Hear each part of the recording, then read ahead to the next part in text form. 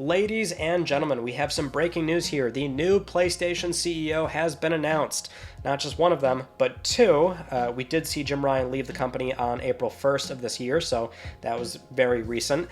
For the time being, we've had Hiroki Totoki serve as interim CEO until they figure out exactly what they're going to do, and now we know today as part of a new press release, so this is hot off the presses. But Hermen Hulst, previously the head of PlayStation Studios, is now the CEO of the newly named Studio Business Group. That will cover PlayStation's first-party in-house developers, but also development of IP adaptation into other mediums. So that could be like TV, film, that pretty much leans into PlayStation productions.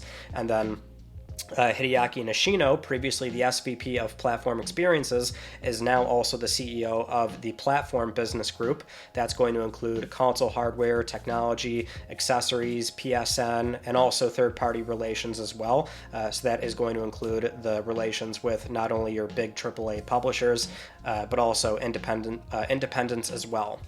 Both Hermen and Hideaki will report to Hiroki Totoki. He's been, again, as we said, the interim CEO for the time being since Jim Ryan left officially on April 1st. So now Hiroki is going to serve as chairman of SIE, in addition to being president, COO, and CFO of the Sony Group Corporation. Now, for some background on Hulst and Nishino, Hulst was a managing director at Guerrilla Games, which the studio was acquired in 2005, so that's when he officially became a part of the PlayStation umbrella. He then became the head of PS Studios back in 2019, a part of that entire restructure that was going on back then.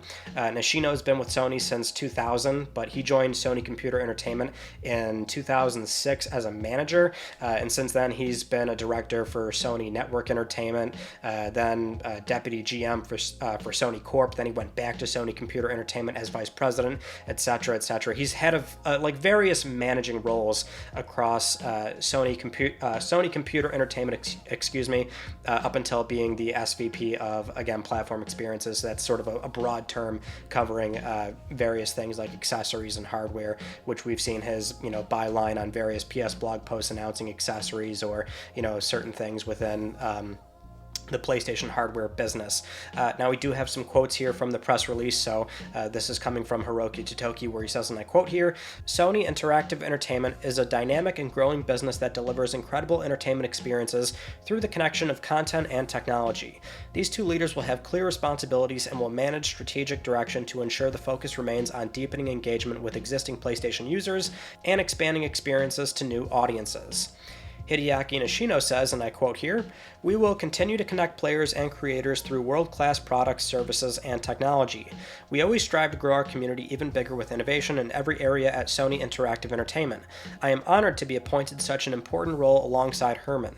By working more closely together, we will be positioned to build incredible experiences for an ever-expanding audience now and in the future." Hermen Hulst says, and I quote here, "I am thrilled to lead the Studio Business Group and continue to build on our success with PlayStation 5 while preparing for the future. The video game industry is one of the largest entertainment industries in the world and has been built on the marriage of content and technology, and I look forward to continuing to push the boundaries of play and entertainment." So there you have it, folks. That's what's going on with the new PlayStation CEO, or two CEOs. I certainly was not expecting that, which, I was thinking just the other day, I'm like, man, it's been like a little over a month, 2 months, like they still haven't announced anything just yet. You almost have to wonder, like, was somebody not like easily lined up to fill that role? Like it's, it was a little bit interesting to hear them say that, Hiroki was going to be the interim CEO for the time being, and they didn't have this clear idea of exactly who was going to be taking on that position. At the time, I thought Eric Lampel, who is a senior vice president, head of global marketing, and, he's a PlayStation OG. He's been with the company for a very long time, and this company does like to promote internally, which I always prefer that. Context is everything, so some companies like to bring in fresh blood, given, what's going on within the company at the time.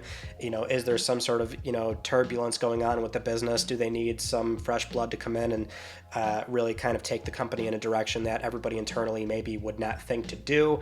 But in this case, Sony's been fairly successful with PS5. It's not like they're on a bad path, regardless of who you ask. The on-paper results for this company is generally very good across the board.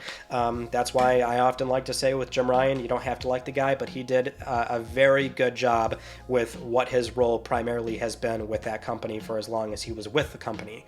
Point being, Eric Lempel being there for a long time, I mean, he's primarily a marketing guy. I know people maybe would not prefer that to be somebody that leads the entire corporation, but again, having somebody to see various platform cycles and be a part of those lows, I mean, there's a certain institutional knowledge that comes with that.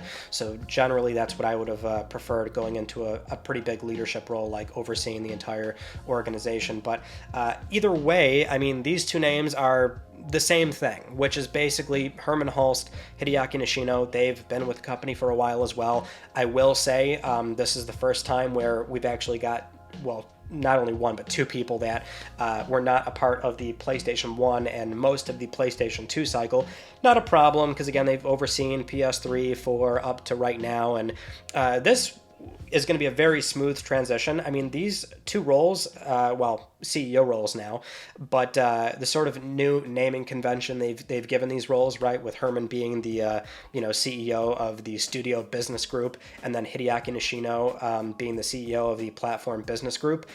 This is exactly what they were doing. It's a very smooth transition. Now they've just got more responsibilities, more leverage, more control. They don't have to report to Jim Ryan. Now they have to report directly to Hiroki Totoki. So there's less friction on very big decision-making things that are going to be happening as they finish out the PlayStation 5 cycle and go into PlayStation 6. But that's perhaps the most notable thing, right, is that when Jim Ryan left the company, there was this assertion that something was going on, or he was forced out, or he was fired, but obviously it was a very sort of amicable departure. He's been with the company for a long time. It just seemed like, okay, he's lined up to finally go off and do something else, maybe something that he can get more personal satisfaction out of that's completely outside of games, but also it's a timely manner to do it. These senior executives, CEOs, anybody that's very high ranking on the corporate ladder, they like to leave in a timely fashion, which is after a big product launch or right before a product launch. We are halfway into the PlayStation 5 lifecycle. PlayStation 6 has certainly been in development for a number of years now, and so it's a matter of, hey, I'm going to be out the door before we really ramp up for PlayStation 6. And that also means that Hideaki Nishino and Hermen have already been a part of that process, right? With Hermen being able to oversee these games that are, in a way, slated for around the PlayStation late PS5 lifecycle, but early PlayStation 6 as well. Hideaki, of course, being very privy to what's going on with the development there, with the various R&D processes for not only making PlayStation 6, but any sort of accessory rollout and things like that. I do find it a bit notable that Hideaki will be covering the third-party relations. You would expect that maybe Hermen would take on every aspect of their video game rollout, so not entirely sure what the thought process was there. Not to say that's a bad thing, but I just found that a little bit noteworthy there.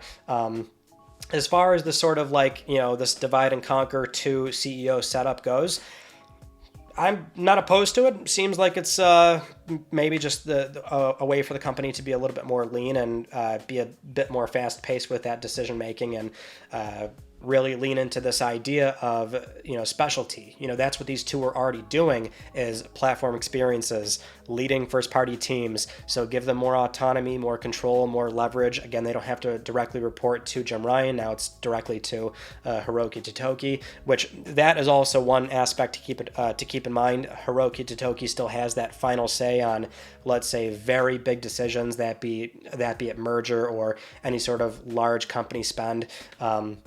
So they're still going to have to get approval from him. They're still going to have that corporate pressure from him, which we've seen in recent, Q&A discussions with investors and shareholders, that they're looking to really control their costs with game development, a multi-platform strategy, that being PC, which we know they've been doing that anyway. But I guess that's the thing to really consider here, right? If you're just looking at this news and wondering, what does this mean for me?